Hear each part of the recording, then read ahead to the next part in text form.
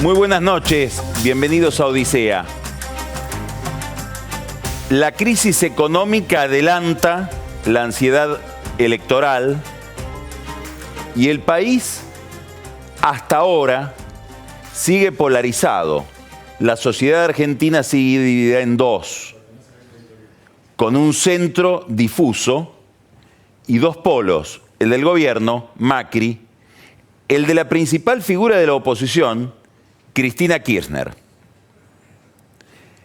con una relación entre ellos que va mutando dentro de esa polarización, y ahora una Cristina Kirchner que se convierte en un dilema para Macri, en una presencia ambivalente, en algo que lo ayuda y al mismo tiempo lo perjudica. El peronismo está mirando, como todas las fuerzas políticas, como también el gobierno, la economía. Y hay dos hipótesis sobre el funcionamiento de la economía. Esas dos hipótesis están basadas sobre todo en dos interpretaciones del fenómeno económico, interpretaciones distintas de las razones por las cuales estamos en una crisis económica, pero también esas dos interpretaciones están basadas en dos selecciones distintas de los datos que tomamos para interpretar qué está pasando. El gobierno imagina que estamos en el peor momento y que de este peor momento se va a salir rápido. Considera que va a haber una baja dramática de la inflación, tan dramática como la profundidad de la recesión, y que eso va a producir, combinado con las paritarias, una recuperación del poder adquisitivo que va a estimular el consumo y eso va a permitir una reanimación económica pronto. ¿Vamos a estar el año que viene como estuvimos en el mejor momento del ciclo? No. El gobierno no aspira a eso, aspira a ordenar las variables económicas y que haya una percepción de recuperación lenta. Y que haya un grupo pasablemente mayoritario que no quiera interrumpir ese proceso de recuperación. Finalmente, ese grupo terminaría consagrando a Macri de nuevo presidente. No tanto por las razones de una economía que ya no le va a dar la posibilidad de una victoria. Lo máximo que espera Macri es que la economía no le inflija una derrota, sino porque Macri va a cultivar la imagen de que es alguien distinto del resto.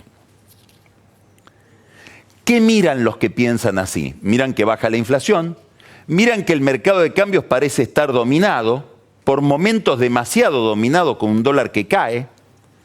Están ya los que se preocupan por la caída del dólar, porque lo ven ya atrasándose demasiado. Están los que miran que junto con la recuperación de la serenidad cambiaria, con la caída de la inflación, empieza a haber repercusión en algunos precios, como el precio de los combustibles, por una jugada de YPF bastante interesante, surgida de la cabeza de Miguel Gutiérrez, que es el presidente de YPF. YPF obliga a otras petroleras a bajar los precios de los combustibles que habían subido. YPF los subió, pero menos. Rarezas que el gobierno pretende destacar como buenas noticias de una economía que se empieza a ordenar, no a recuperar, a ordenar. Del otro lado, los que miran los datos negativos, datos que hacen prever que la recesión no va a ser tan rápida, no nos vamos a recuperar tan velozmente. Datos que miran los que creen que no hay un problema de ciclo económico, casi mecánico o de una inercia impersonal, sino que lo que hay es una crisis de confianza y que la confianza no se va a recuperar hasta después de las elecciones. Esa gente mira además algunos detalles o algunos indicios más preocupantes de la crisis. Una caída en la actividad industrial superior a la que preveía el gobierno para este mismo momento, 12%. Un momento muy crítico de grandes empresas de consumo, sobre todo algunas de ellas que se habían endeudado en dólares y que ahora sufren la devaluación porque cobran en pesos y tienen que pagar una deuda en dólares mucho más exigente porque hubo una devaluación del 100%. Una crisis en el sector empresarial, sobre todo de las pymes, que se reflejó en el debate sobre este bono de 5.000 pesos que hoy acaba de decretar el presidente, va a estar ese bono o la obligación de pagar ese bono discutible para muchas empresas. Mañana en el boletín oficial se va a poder pagar en cuotas. Hay sectores que no lo quieren pagar porque dicen: acabo de firmar una paritaria donde ya aumenté los sueldos. No es lo mismo que aquel sector que no firmó las paritarias. Bueno, habrá que ver cómo se va articulando todo esto en la práctica. Es una operación compleja desde el punto de vista técnico. Lo cierto es que todo un panorama que indica que la crisis va a ser más larga o más profunda de lo que indica el gobierno. En esa tesis se para el peronismo. Allí el peronismo piensa que el ciclo político se abrevió.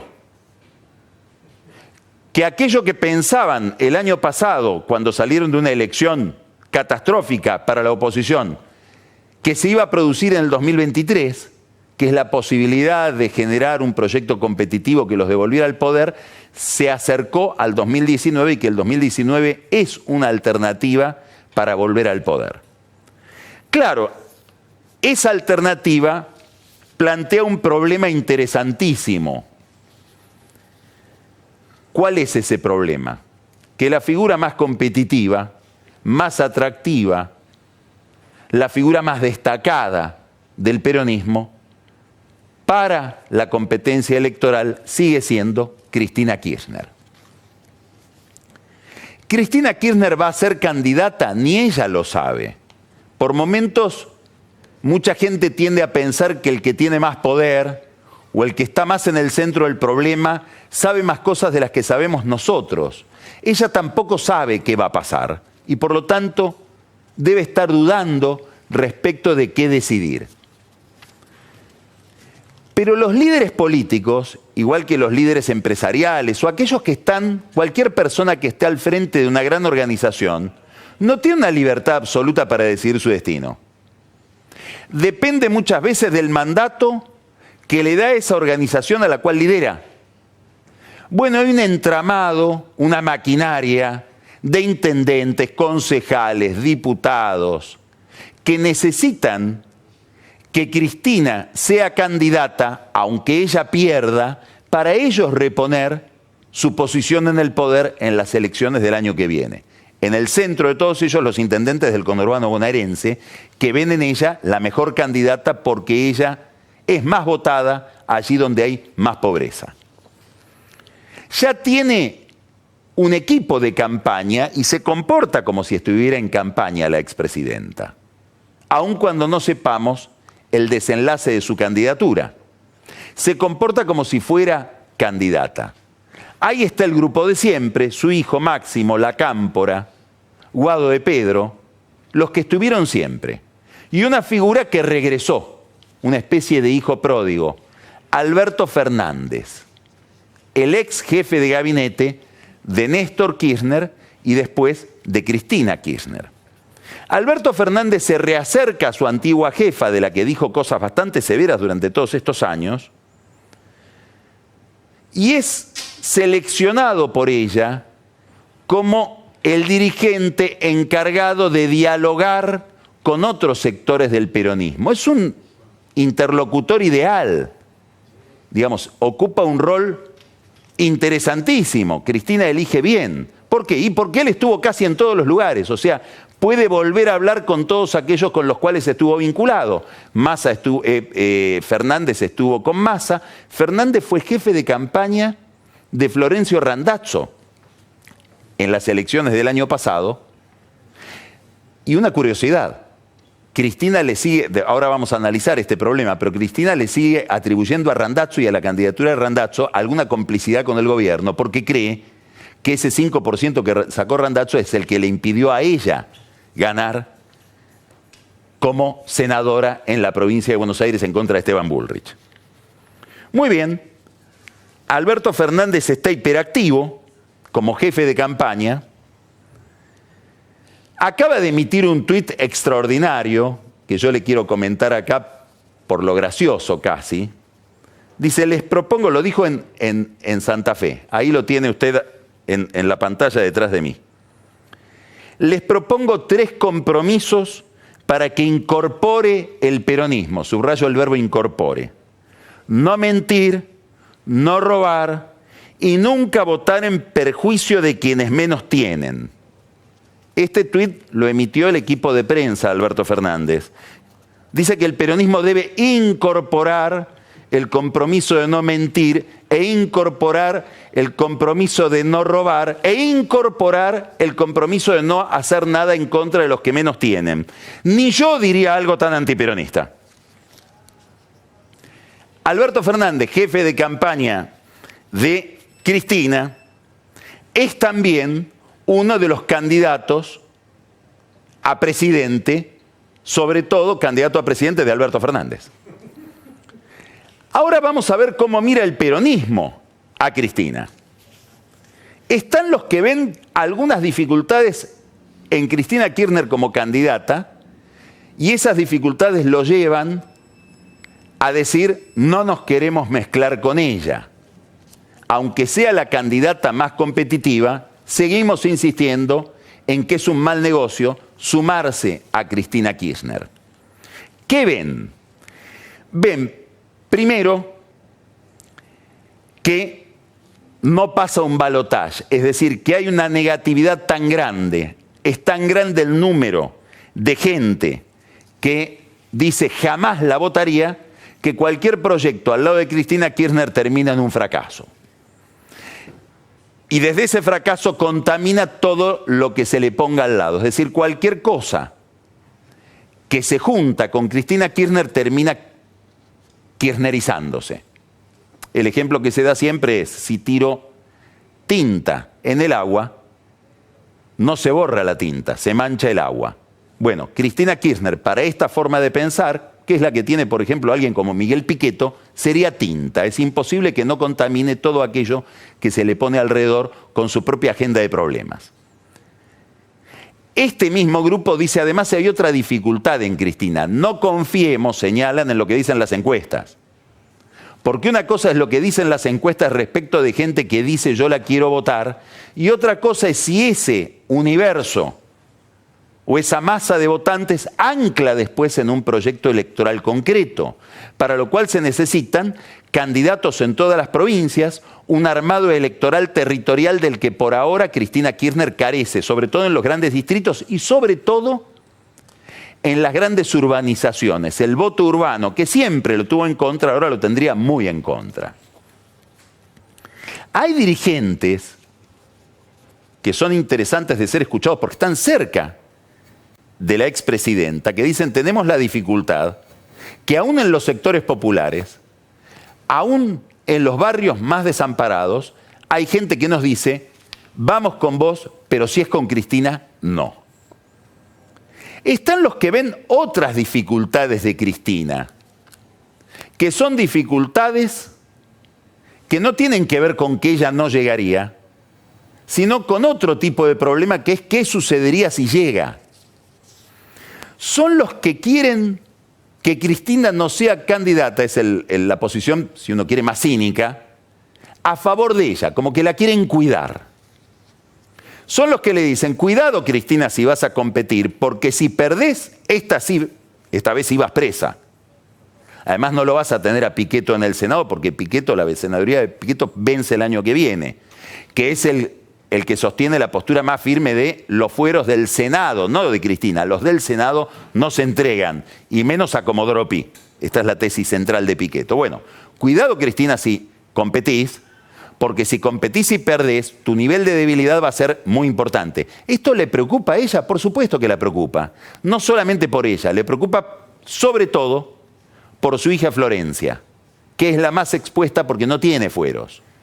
Máximo tiene fueros y podría volver a tenerlos, seguramente los va a volver a tener, porque lo van a postular como primer candidato de la lista kirchnerista en la provincia de Buenos Aires. El otro planteo de los que dicen te queremos pero no queremos que seas candidata es ¿qué pasaría si ganás? ¿Qué pasaría con el país? ¿Qué nivel de estrés habría? ¿Cuánto sería el monto de venganza con el que volvería al poder la expresidenta? Son preguntas un poco fantasiosas porque normalmente la gente que vuelve al poder tiende a tener al comienzo una dosis importante de pragmatismo. Pero son preguntas interesantes de los que están con ella, que dicen, no volveremos a un camino de agresividad que nos convierta finalmente en Venezuela, además en una situación económica complicada. Porque si es que llegamos, es que la economía anduvo mal. Va a ser difícil llegar si la economía anduvo bien, porque esa economía que anduvo bien lo beneficiaría a Macri. Bueno, esto obviamente no se lo dicen a ella, porque no se animan a decírselo. Se lo dicen a Máximo, el hijo de la presidenta, que es el receptor de todas estas prevenciones de aquellos que, entre comillas, la quieren. ¿Quiénes son esos que la quieren? Uno es Alberto Fernández, en alguna medida Agustín Rossi, Felipe Solá. ¿Qué los une a todos ellos? Sueñan ser el ungido de Cristina. Sueñan ser los depositarios de los votos de Cristina en el caso de que Cristina no compita. ¿Existe en la expresidenta la capacidad de generar un candidato que no sea ella? Esta es una pregunta que muchos se han hecho a lo largo de los últimos años en relación con líderes carismáticos. Hay un ensayista italiano que escribe en el Corriere della Sera, que es muy interesante, se llama Beppe Serebenini, que hablando de Berlusconi dice, el problema del líder carismático es que jamás consigue generar un sucesor, porque ya cuando lo ve asomar, lo empieza a odiar porque ve en el sucesor, en el heredero, su propia mortalidad política. Entonces, en la misma naturaleza del líder carismático está la esterilidad para generar un sucesor. ¿Podrá Cristina Kirchner, si no es ella, generar un sucesor en este proceso electoral?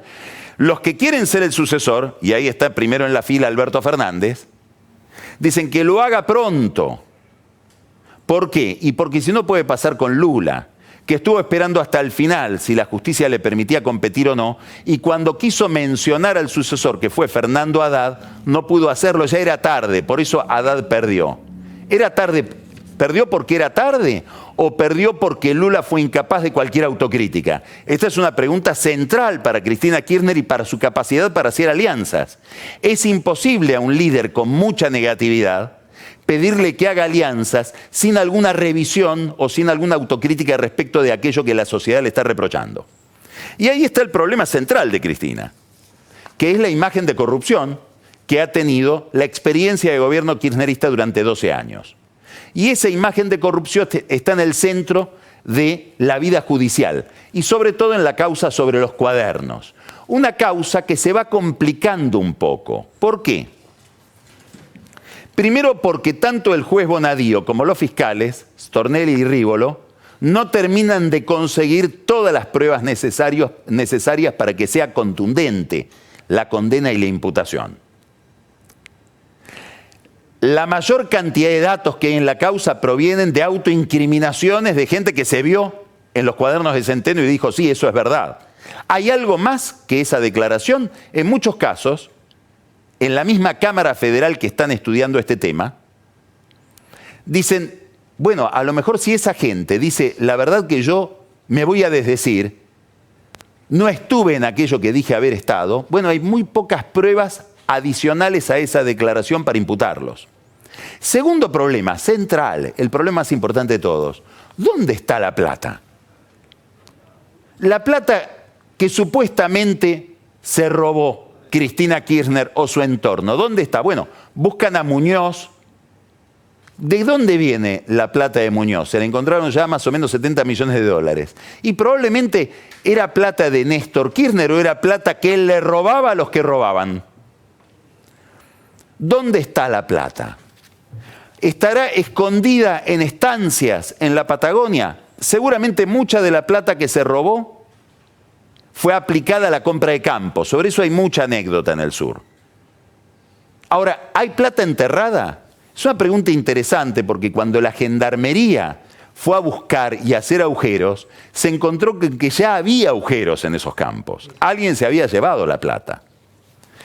¿Quiénes pueden saber? Bueno, hubo una declaración importantísima de Ernesto Clarence que dice, yo fui financista de todo este sistema de recaudación. Mencionó, aparentemente, habría mencionado a los Eskenazi, que manejaron mucha plata de los Kirchner, porque los propios Kirchner lo dijeron en la causa por enriquecimiento ilícito delante del juez Ollarvide. Después, aparentemente, alguien que podría ser el propio juez Bonadío, según muchas fuentes que indican esto, le dijeron, si no sacás a Eskenazi, no podés ser arrepentido, vas a terminar preso. Hay quienes creen que la parte de la plata de los Kirchner o de quienes rodeaban a los Kirchner podrían estar en el Banco de Santa Cruz. ¿Alguien fue a mirar al Banco de Santa Cruz que es de la familia Eskenazi? Hasta ahora parece que nadie. Uno de los directores del Banco Santa Cruz por la provincia de Santa Cruz es nada menos que Carlos Zanini. Bueno, ahí está el foco sobre los Eskenazi, los dichos de Clarence y de otros constructores que también quieren señalar a estos empresarios que se quedaron gracias a Néstor Kirchner con el 25% de YPF. Sobre el tema Clarence, le recomiendo que se quede hasta el final del programa porque en relación con Clarence y un festejo que hubo en julio en Miami, Carola trae para el whisky una bomba neutrónica. Sigamos. ¿Dónde está la plata? Hay un detalle. En las últimas épocas narradas por Centeno, en sus misteriosísimos cuadernos, narradas por este ex militar, ex suboficial del ejército, él comienza a consignar, nos están siguiendo, estoy inquieto porque alguien lo seguía. Entonces empieza a haber una fantasía alrededor del dinero de los Kirchner. La primera fantasía, ya usted la debe haber escuchado, la debe haber pensado 20 veces. ¿Para quién trabajaba Centeno? ¿Para quién escribía Centeno? ¿Escribía para sí mismo o escribía para alguien? Ahora hay otro problema. ¿Quién lo seguía? ¿Quién seguía al que recaudaba? ¿Habrán sido los servicios de inteligencia? Pregunta interesantísima. ¿Cómo es que Francisco Larcher, que dominó los servicios de inteligencia durante toda la etapa kirchnerista, que fue el hombre, casi diríamos socio de los Eskenazi porque provenía del Banco de Santa Cruz, metido en el corazón de todos estos temas financieros, nunca fue llamado a declarar en la justicia, ni siquiera para que explique la enorme fortuna que hizo estando en el Estado? Francisco Larcher, jefe segundo de la CIDE, pero verdadero dueño y señor de la CIDE durante toda la etapa de los Kirchner. ¿Quién seguía a los recaudadores? ¿Sería Larcher con su equipo? ¿Estaría Estiuso en esos seguimientos? Y la pregunta final, ¿no se habrán quedado agentes de inteligencia que conocían todos estos mecanismos con la plata que robaban los ladrones? ¿Quién es el que le dijo a José López, tenés que salir de tu casa con 9 millones de dólares a las 3 de la mañana para ir a depositarlos a un convento, y una vez que logró que lo hiciera, lo filmó? ¿Qué tuvieron que ver los servicios de inteligencia con toda esta información y sobre todo con el destino del dinero? Gran pregunta que se están haciendo ahora algunos abogados que están metidos en la causa porque sus clientes están muy comprometidos. Los cuadernos, la corrupción, el dinero mal habido es una gran dificultad para Cristina Kirchner y su carrera. Una carrera que se convierte, como decíamos al comienzo, en un dilema para Macri. Macri necesita como nunca que esté Cristina en carrera para polarizar con ella, para reproducir aquello que tanto rédito le dio durante su carrera hacia la presidencia y durante sus 2 primeros años de gobierno. Decir, yo no soy como los otros, yo no soy el kirchnerismo, yo no soy Cristina. Pero claro, esa misma polarización que requiere para él de una Cristina competitiva, le genera otro problema. Los mercados, los actores económicos, la sociedad, ya no como votante, sino como grupo de personas que intervienen en el mercado, cuando vea que a Cristina le va bien y que Macri festeja porque ella crece y está ahí amenazando, va a tomar cada vez menos decisiones de inversión. Va a comprar cada vez más dólares, va a tener más incertidumbre. Y Macri necesita, para ganarle al peronismo, que la incertidumbre baje, inclusive para ganarle a Cristina. Vamos a empezar Odisea con un diálogo que tiene poquísimo que ver con todo esto. Tiene que ver con el poder y la religión. Es un tema que está hoy en el centro de la agenda pública de la Argentina, sobre todo desde que hay un papa argentino. La actividad de la Iglesia en relación con la agenda social es cada vez más intensa, genera conflictos de todo tipo, como lo que se vio en la misa de Monseñor Rarizzani en Luján. En Brasil, poder y religión se cruzaron de otra manera. El activismo muy intenso de las iglesias evangélicas, sobre todo pentecostales, sosteniendo a un candidato ultraconservador, reaccionario, como Jair Bolsonaro.